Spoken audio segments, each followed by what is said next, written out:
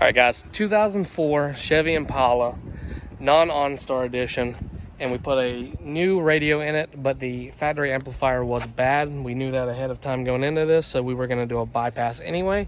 Here's how we do the bypass. So back here is your factory amplifier. We could have just replaced that, but for the price of them and how often they go bad, it's not worth it. We're replacing all the speakers, so we'd rather just have the Pioneer send straight signal to everything.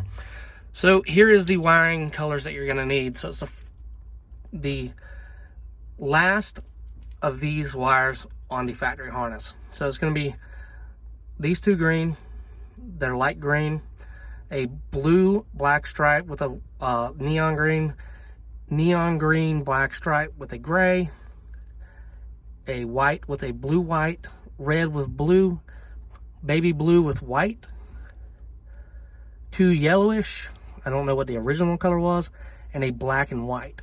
Now this might differ for some of y'all, depending on what year you have. The 2000 to 2002 was different, so just be aware of that, but the 03, 04, and 05 should be the same. And it's pretty much like this. So you have both of these harnesses upright like this.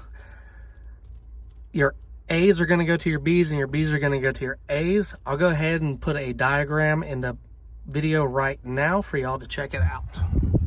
All right, guys. So the first image I'm going to show is one single plug that gets jumped. That's going to be 2000 to 2002 model Monte Carlos and Impalas. The second image is going to be two harnesses. Last four of each harness get connected, and that's going to be 03 to 2005.